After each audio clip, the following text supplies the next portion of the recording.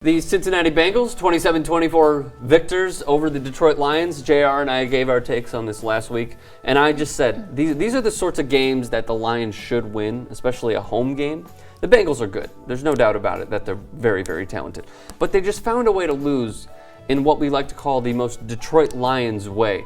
It could be an unsportsmanlike conduct penalty, not pushing a fellow's butt into the offensive lineman, but like a 25-yard punt from a rookie then sets up the Bengals in like 3 plays, field goal range, game winner. I mean, they're just ways that they lose games that are just lion-like. You want teams to go for it at the end of a game and try to win, and when that game was tied at 24, but where the Lions had the ball, I don't know why they were throwing. Like, you go to overtime at that point. There was so little time left that to get the 45 yards, I don't know that there was time for them to get that 45 yards. And obviously, if you throw an incomplete pass, then you got a punt, and you could give good field position to the Bengals, who have a chance to win the game.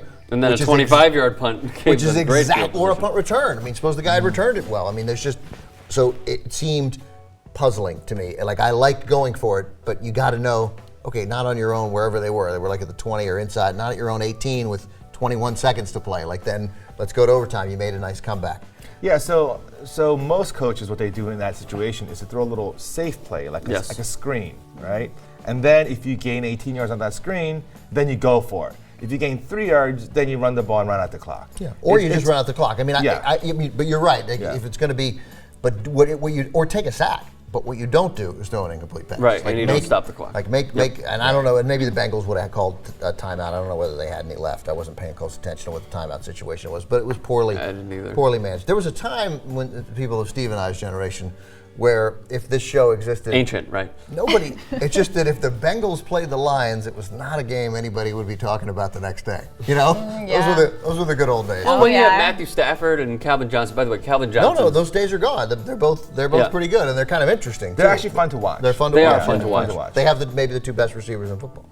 AJ Green, who actually looks up to Megatron.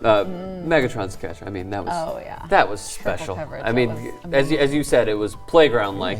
Stafford throws up his finger. Just go over there. Right, he's about to, in the middle of like serious traffic. He stepped up in the pocket, was running away from guys. He took a hit too. Yeah, it was a great play. Stafford is moved into nearly elite status. Like that guy. Really? But that's because he has an elite wide receiver. I mean, think of the luxury that you had. Just, hey. And you just throw it in his general direction, triple covered, touchdown. Calvin Johnson had 9 for 155 and 2 touchdowns. AJ Green had 155 too. Stafford has a way of he makes some throws that you think, God, for the love of God, don't make it. What are you doing? Sidearm, back across the middle. But he's got this ability to be accurate from weird angles and at weird times. No question, he benefits from having Johnson, obviously, hugely. I'm still kind of impressed with him. I agree. Yeah. For the second straight week, we had, I think, 2 on Sunday 100-yard rushers. On week 2 of this, I went into my little somewhat facetious monologue of don't run. Yeah. Like, what's the point of running anymore in the NFL when you have these dynamic quarterbacks? But the league has done it. But you meant it as don't not actually run. Like, run 10 times. Right, run less. Like, you just, like, there are moments where you're like, you have these dynamic quarterbacks, these incredible receivers, and you're designing plays where your whole upside is 4 yards. Like a win is 4.5 yards.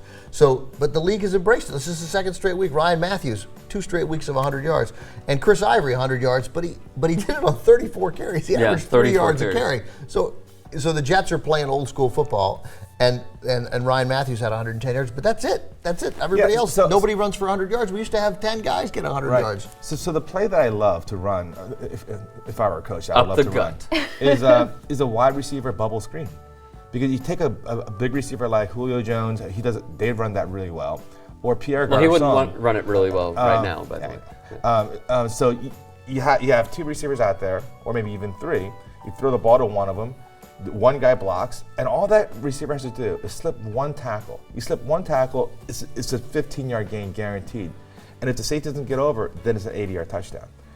I would run that all day long.